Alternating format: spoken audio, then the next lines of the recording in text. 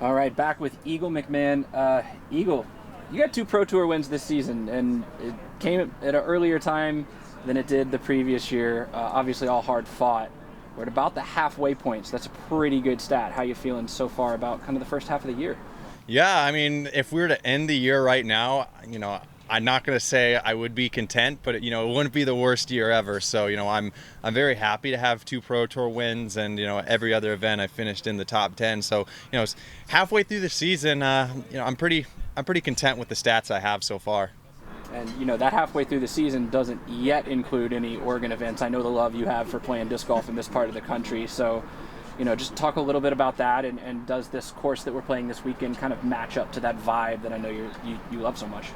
Yeah, Oregon is a really special place to me because it's the first place that I flew out and spent time with Team Discmania back in 2015. I came out for the Beaver State Fling, and Milo is just such an iconic course that was basically my #1 bucket list course. And to get that off the list, my first year on tour was really special. And to spend, a week with Avery Jenkins and Simon Lizotte, so I have very fond memories of this place. And, a lot of courses may not live up to expectations, and a lot of places may not live up to the expectations you put on them. But, Oregon always delivers.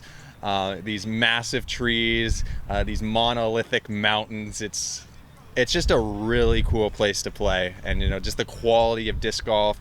It's beautiful. It's the whole package up here. Your last 3 starts, you're 3rd, 2nd, and 1st, respectively.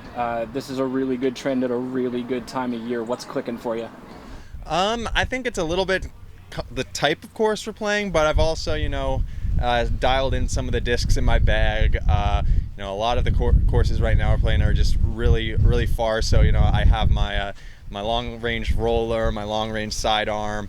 Pretty much every shot you need to kind of attack these more open style courses. So I think that that helps a lot. And pretty much the only thing that holds me back is whether my putting's on or not. And even when it's off, it still feels decent enough to be able to compete. So long drives and make putts. All right, last question for me is, as you've had time to practice this course a couple times now, which of those shots are you really going to rely on this weekend? So they said that the previous Disc Golf Pro Tour course, Swenson, back in Stockton, was a roller course. This one's even more so. I think I'd probably throw roller off maybe 12 of the tees out here.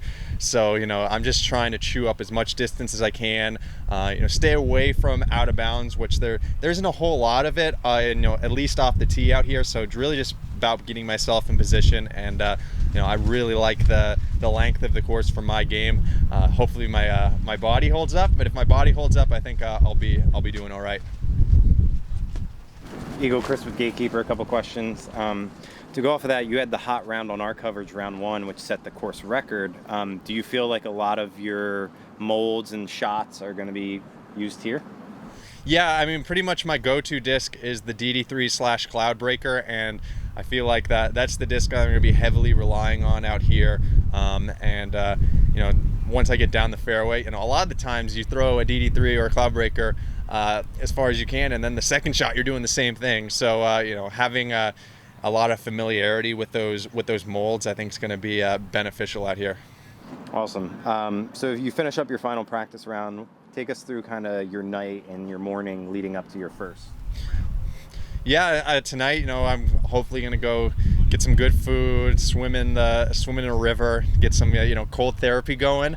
But also maybe just doing a little bit of a relaxation, make sure I get some electrolytes in, just kind of, do all the cliche post-tournament recoveries so I can, be feeling good tomorrow, because today was a 4-hour practice round, and that's quite draining. So, I'm going to do my best to, get a good night's sleep and, get my body feeling good for tomorrow. Awesome. Last question. Is there any hole here that stands out? Because this is a very beautiful course. I'm excited to be on coverage for some of the par 5 shots, because I feel like I can maybe get some looks at them that maybe other players can't. So I'm excited to hopefully get some of those rollers around the 700-foot mark this weekend.